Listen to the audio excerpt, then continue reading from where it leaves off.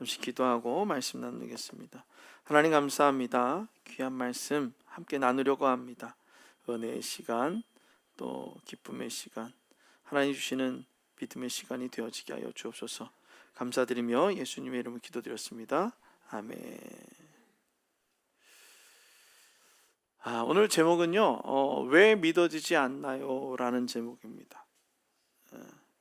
어떤 목사님의 그 프로필 사진에 밑에 글이 써져 있는 걸 봤어요. 뭐라고 얘기했냐면요, 믿어지지 않으시겠지만 천국은 분명히 있습니다. 아멘. 네. 그래서 믿지 않는 사람들이니까 믿어지지 않겠지만 분명한 사실은요, 천국이 있다라는 것입니다. 근데 왜 믿어지지 않을까라는 거죠. 천국은 우리가 가시적으로 볼 수 없는 것이죠. 그렇기 때문에 믿어지지 않는다라는 것이 일반적으로 보편적인 상식으로 통하게 됩니다.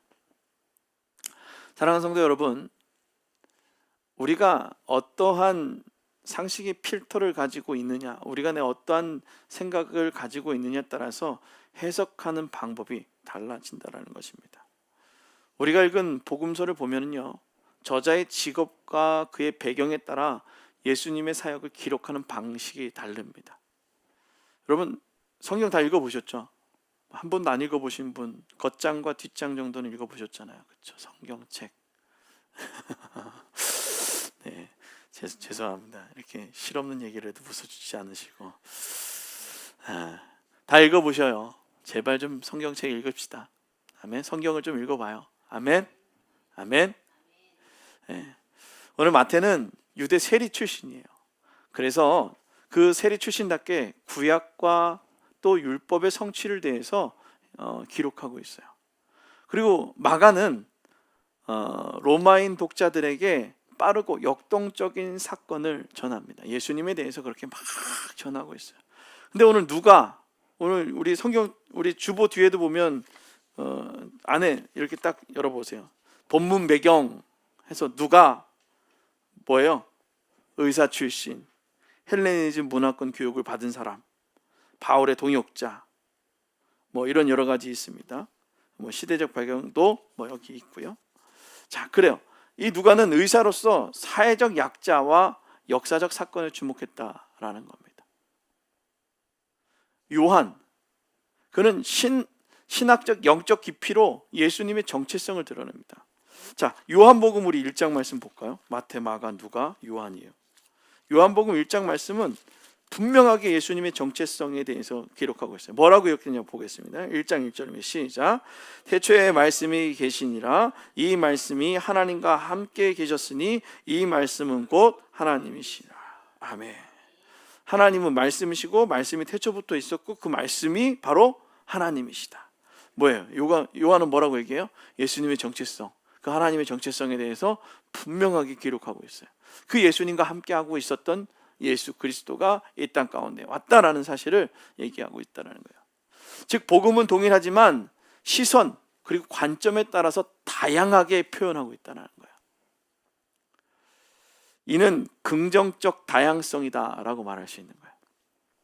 시선이 많은 것들, 그러니까 다양한 것이 보면 왜 그렇게 봐? 라고 할 수 있지만 시선의 다양성은 우리는 긍정적으로 우리에게 작용하고 있음을 우리는 기억해야 돼요. 자, 한 가지 생각으로만 가지고선 오늘 복음이 쓰여졌다면 사람들이 너무 편협하네 라고 얘기할 수 있어요. 그런데 각자의 시선에 따라 다르게 기록되어져 있다는 것입니다. 그러나 반대로 우리 인간은 죄로 인해 시선이 왜곡될 수 있습니다. 자, 창도 재어지고 우리가 죄로 인해서 이제 우리의 시선이 왜곡되어졌죠. 이때 필요한 것이 뭐예요? 회개입니다. 그래서 회개하고 돌아서라 라고 얘기를 하죠. 저는 이것을 신앙의 안경이다라고 한번 정의해보고 여러분과 함께 이야기를 나누려고 합니다.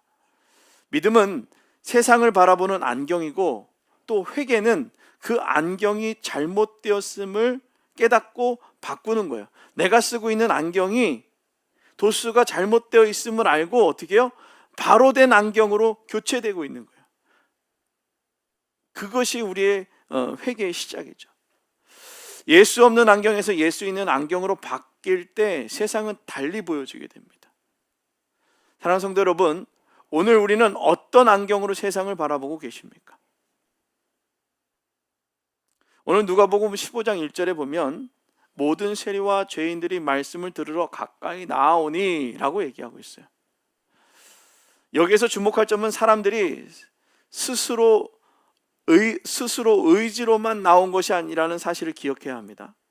오늘 모든 세리와 죄인들이 말씀을 들어 가까이 나오니 라고 얘기했을 때 이들이 스스로 나왔다라는 것이 아니다라는 거예요. 성경은 언제나 하나님이 먼저 은혜로 그를 부르셨다라는 거예요. 어떻게 부르셨어요? 예수 그리스도가 그곳에 있음을 사람들에게 알리게 했고, 그 소식을 들은 그들이 어떻게 했어요? 그 은혜의 소리를 들은 그들이 어디로 왔어요? 예수님께 달려 나왔다라는 거예요. 그것을 바로 하나님이 먼저 은혜로 부르시고 인간이 응답했다라는 거예요. 제가 옆에서 하나님이 이런 분입니다, 하나님께 기도하면 됩니다, 그리고 예배하면 됩니다 라고 얘기했을 때 그래요, 예배하면 되죠 라고 그냥 멍하니 가만히 있는 것이 아니라 예배의 자리로 발걸음을 옮기고 나오라고 얘기했을 때 아멘하고 순종하며 그 자리에 나올 때 그것이 우리의 하나님에 대한 응답이고, 그 응답을 통해 놀라운 은혜를 누리게 된다는 것이죠. 오늘 세리와 죄인들이 말씀 앞으로 나온 것은 하나님의 은혜의 부르심에 응답한 거예요. 하나님의 은혜를 기억하십니까? 오늘 여러분들과 저를 부르신 하나님의 은혜에 응답한 거예요. 저는 그 은혜에 감사해서 목사로 응답하고 살아가는 거예요. 어려운 상황과 여러 상황들을 보면 사람들이 넌 왜 그렇게 살아가니? 아니요, 나는 은혜로 부르심에 감사해 살아가는 거예요. 저한테 어떤 분이 그런 얘기를 해요. 목사님 다치실까봐 막 그런 얘기를 하는 거예요. 그래요. 괜찮습니다. 저는 다쳐도 괜찮아요. 복음 때문에 다친다면 나는 그걸 은혜로 생각할 겁니다. 근데 그것이 복음이 아니라 다른 유익이라면 내가 거기 왜 다침으로 가겠습니까? 미련한 짓이죠. 오늘 사회는 그들을 죄인이라고 규정했지만 하나님은 그들을 불러주셨어요. 하나님은 그것의 가능성이 보이죠. 사람들은 그 사람들에게 가능성이 없다라고 말했지만 하나님은 그들을 어떻게 해요? 불러주셨다라는 거예요. 많은 사람들에게 복음을 전하면 그 사람들이 그래요. 저 같은 사람이 믿을 수 있을까요? 제가 항상 말씀드리죠. 너 같은 사람이니까 믿어야 된다라고요. 저 같은 사람이니까 예수 믿고 그에 감사해서 또 어떻게 해요? 이렇게 사역을 하며 살아가는 것입니다. 오늘 하나님이 그들을 불러주셨습니다 라고 하는 거. 그래서 그들은 자신을 규정하던 모든 것을 내려놓고 세리, 사람들 앞에 나가기 쉽겠습니까? 돌 맞아 죽기 쉽잖아요. 죄인들 어떻게 말씀 앞에 나올 수 있겠습니까? 그런데 사회적 편견을 다 내려놓고 말씀 앞에 나아가는 거예요. 오늘 우리가 알고 있는 편견들을 다 내려놓고 말씀 앞에 가는 겁니다. 사랑하는 성도 여러분, 우리의 시선은 어디에 있습니까? 우리가 바라보자고 하는 그 시선은 어디에 있습니까? 사람을 향해 있습니까? 세상을 향해 있습니까? 아니면 하나님께 향해 있습니까? 우리의 시선이 하나님께 향하기를 주님의 축원합니다. 하나님께 향하기 위해서 우리의 방향을 돌려야 될 줄로 믿습니다. 내가 바라보던 시선의 방향을 하나님께로 돌려 나아가기를 주님의 이름으로 축원합니다. 그래서 회개는 단순히 멈추는 것이 아니라 방향을 바꾸는 것입니다. 세리와 죄인들은 방향을 말씀 앞으로 돌렸습니다.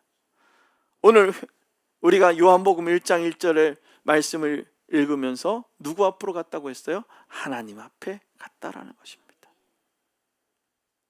그런데 바리새인들과 서기관들을 이를 기뻐하지 않았어요. 왜 하나님 앞에 나왔는데 기뻐하지 않아요? 저 죽어가던 사람이 하나님 앞에 나와서 하나님의 말씀 들으러 간다는데 왜 기뻐하지 않았을까라는 것입니다. 왜냐하면 그들은 자기의 기득권에 눈이 멀어 있기 때문에 하나님의 마음을 보지 못했다라는 거예요. 오늘 우리의 마음 가운데 하나님의 마음이 충만하기를 주님의 축원합니다. 우리가 한 영혼을 위해 기도할 때에 하나님의 마음으로 기도할 수 있는 그러한 믿음의 눈과 믿음의 마음이 있기를 주님의 축원합니다. 오늘 2절 말씀에 뭐라고 얘기해요? 다 같이 읽어보겠습니다. 2절 말씀입니다. 시작. 바리새인과 서기관들이 수군거려 이르되 이 사람이 죄인을 영접하고 음식을 같이 먹는다 하더라. 아멘. 죄인과 또 세리와 함께 음식을 먹는 것이 그 당시 율법에는 이상했기 때문에 하나님의 사랑을 배제하고 그들을 바라보니 어떻게 해요? 수군거릴 수밖에 없었던 거예요. 그냥 내가 갖고 왔던, 내가 살아왔던 삶의 목적 때문에 그냥 그렇게 살아온 거예요. 그들은 목적지가 다르다고 생각했을 것입니다. 세리는 끝난 거야. 죄인은 끝난 거야. 아니요. 우리에게 목숨이 붙어있는 한 하나님께서 우리에게 기회를 주신 것입니다. 회개하라고 돌아올 수 있는 기회를 주신 것이고, 수많은 사람을 통해 예수 그리스도를 믿으라는 그 믿음의 선포에 응답하는 것이 우리 믿음의 성도들이 해야 될 것입니다. 그래서 하나님은, 그 하나님의 목적지는 언제나 분명합니다. 하나님은 무엇을 원하시느냐? 죄인을 구원하여 하나님께로 돌이키는 것, 그것을 원하신다라는 거예요. 오늘 여러분 한 사람 한 사람이 하나님을 믿고 하나님께로 돌아오기를 원한다라는 것입니다. 사랑하는 성도 여러분, 방향이 잘못되었으면 아주 빨리 달려도 소용이 없습니다. 어제 수영대회가 있었다 그랬잖아요. 생각해 보세요. 수영을 이렇게 해서 확 갑니다. 근데 쭉쭉 해서 팔을 앞으로 뻗어야 되는데 이것을 뻗지 않고 자꾸 이렇게 뻗으면요, 어떻게 되는지 알아요? 갈팡질팡. 아무리 빨리 발차기를 하고 팔을 돌려도 속도는 나지 않고 어떻게 해요? 힘만 드는 거예요. 믿음도 똑같아요. 내가 아무리 열심히 한다고 하지만 방향이 틀려 있으면 하나님께 갈 수 없는 거예요. 인간의 노력으로 방향을 찾는 것이 아니라 성령께서 깨닫게 하시고 우리가 순종으로 응답하는 것입니다. 오늘 여러분 한 사람 한 사람의 마음을 하나님 깨끗하게 하실 줄로 깨닫게 하실 줄로 믿습니다. 여러분의 마음을 하나님이 깨닫게 하실 때에 이제 무엇해요? 순종하는 거예요. 아멘. 할렐루야. 응답하시길 주님의 축원합니다. 순종으로 응답하며 나아가는 우리 모두가 되기를 주님의 축원합니다. 이게 바로 회개의 본질이에요. 여러분, 뇌과학자가 말하는 지각적 조직화라는 얘기가 있습니다. 저도 이제 오늘 말씀을 준비하면서 이제 생각났던 걸 막 찾아보는데 이런 얘기가 있어요. 우리의 뇌가 작은 조각들이 모아서 의미 있는 형태로 인식한다라는 거예요. 여러분 그렇잖아요. 우리 초성만 써놓고선 자기가 생각하는 대로 생각하잖아요. 비읍 시옷만 해놓으면 애들이 뭐라고 그렇게 읽어요. 예? 비읍 시옷만 해놓으면 애들이 뭐라고 읽어요. 그렇죠. 아니 다르게 읽을 수도 있는데 변소도 있잖아요. 예? 왜 자꾸 왜 다른 것만 생각하는지 모르겠어요. 뇌과학자들의 얘기를 보면은 이렇게 막 이렇게 점이 이렇게 있다고 해요. 그런데 그 점만 보고선도 하나의 이미지를 이 뇌가 기억해낸다는 것입니다. 그것이 인식이죠. 작은 조각들이 모아서 하나의 이미지를, 형태를 인식하는 것이 이 뇌라는 겁니다. 우리의 영혼도 똑같아요. 하나님의 가치를 기억하면 작은 사건 그 하나에서도 하나님을 보게 됩니다. 그렇지 않나요? 여러분의 삶에 턱하니 일어나는 그 현상이 에이씨 이게 아니라 뭐예요? 하나님의 크신 뜻이 있었구나. 제가 며칠 전에 또 목사님을 만났어요. 제가 이제 암이 걸렸던 걸 알고선 목사님 처음에 어땠어? 이러는 거예요. 처음에 암이라는 소식을 듣고 어땠어? 이러는 거예요. 사실 처음에 암이라는 소식을 들었을 때 뭐 이것 또한 뜻이 있겠지라는 생각을 하면서 처음 들었던 생각은 큰일 났네. 설교는 어떻게 하지? 이게 먼저였어요. 그러면서 우리 박 집사님한테 부탁을 했죠. 집사님, 이제 찬양 인도를 예배의 전반적인 부분을 부탁드립니다. 처음 생각했던 게 그거예요. 그러고 지나고 난 다음에 막 찬양을 부르는데 은혜인 거예요. 은혜구나. 찾을 수 있는 게 은혜고 다 은혜구나. 근데 사람들이 그래요. 얼마나 힘들었으면. 그렇죠. 그 사람이 생각이 나기도 하죠. 왜 생각이 안 나겠습니까? 너만 아니었어 내가, 이런 마음이 들 수도 있죠. 그런데 하나님이 그 마음을 지워버리시더라고요. 하나님께 어떻게 하면 영광 돌릴까가 첫 번째였다라는 것입니다.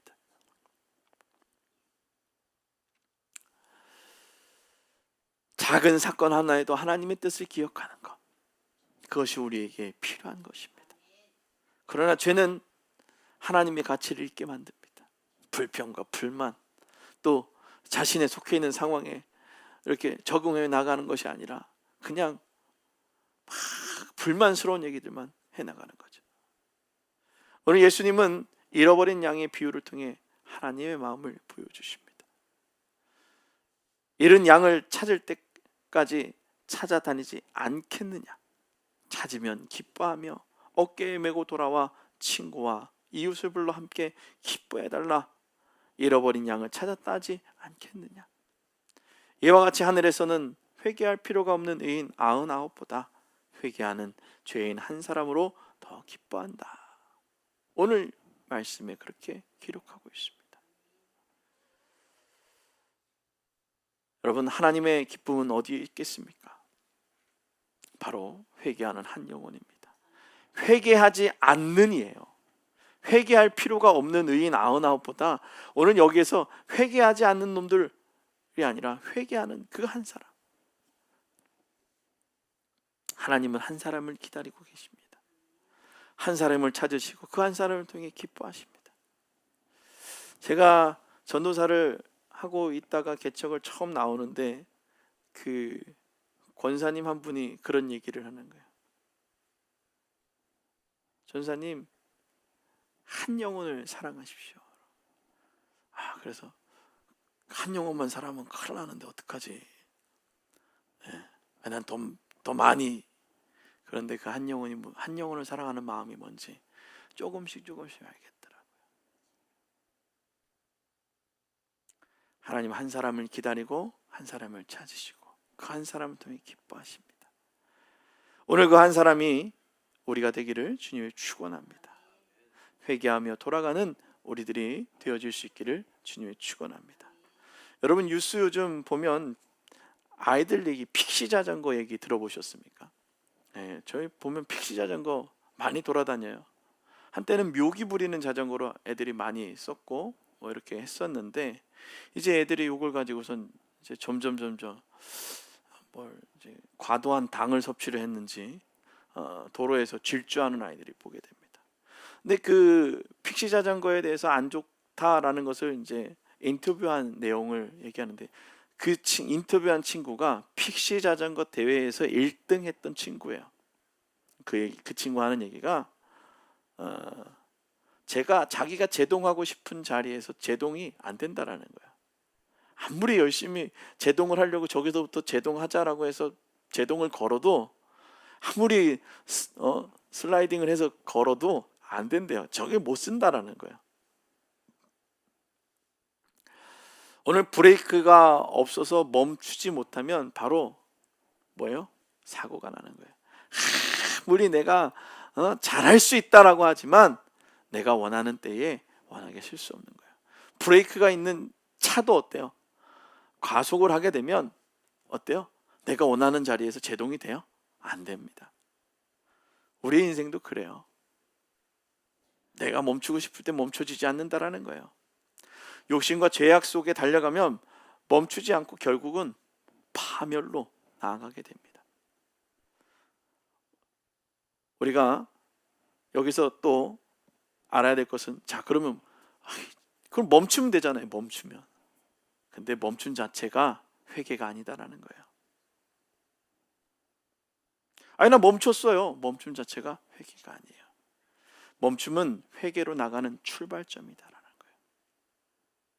멈춤은 이제 새로워지기를 위한 시작이에요. 죄악의 길을 멈추고 하나님께로 방향을 돌릴 때 비로소 참 회개가 시작되어지는 거예요. 따라합니다. 하나님께로 방향을 돌릴 때 참 회개가 일어난다. 아멘. 방향을 돌리는 거예요. 여러 가지 방향이 있겠죠. 삶의 문제들, 내가 중요하게 생각했던 것들, 그 모든 것들을 어디로 돌리는 거예요? 하나님께로 돌려가는 거예요. 예레미야 4장 22절에는 이렇게 얘기합니다. 내 백성이 나를 알지 못하니 어리석은 자요 지각이 없는 미련한 자식이라. 악을 행하기에 지각이 없으나 선을 행하기에는 무지하도다. 이스라엘이 고통받은 이유는 멈춰 돌아설 기회를 잃었기 때문입니다. 남유대와 북이스라엘이 갈라져 가면서 계속해서 하나님께서 예언자를 통해 뭐래요? 돌아서라, 돌아서라, 돌아와라, 돌아와라, 돌아와라. 돌아오긴요. 180도 돌아야 되는 360도 돌잖아요. 그렇죠? 돈다고 다 도는 게 아니라니까요. 여러분, 우리의 삶에서 어떤 멈춤이 필요할까? 멈춤은 파멸이 아니라 하나님께 돌아갈 은혜의 기회다라는 것입니다. 따라합니다. 하나님께로 돌아갈 은혜의 기회다. 아멘. 여러분 멈추십시오. 내가 가던 길을 멈추고 하나님께 돌아서는 거예요. 마지막으로 회개는 단순히 멈추는 것도 방향을 바꾸는 것도 아닙니다. 결국 하나님과 화해하고 하나 되는 것이다. 함께 되는 거예요. 우리 진이가 또 역시 고통의 그 영성의 그 기도는 놀라운 것 같아요. 요즘 밥도 제대로 못 먹고 일하고 그러면서 또 우리 대표 기도를 썼더니 오늘 하고자 하는 말 중에 가장 중요한 얘기 마지막 부분에 있었던 얘기를 그대로 썼어요. 방향을 바꾸어 하나님과 화해하고 하나 되는 교회, 성도 이런 내용의 얘기를 썼다. 그게 중요한 거예요. 뭐예요? 하나님과 화해하고. 화해가 뭐예요? 아유, 하나님 화해요 이게 아니잖아요. 하나님과의 관계가 멀어졌던 것을 돌아서서 하나님께 나아가는 것. 오늘 10절 말씀 한번 읽어보겠습니다. 시작.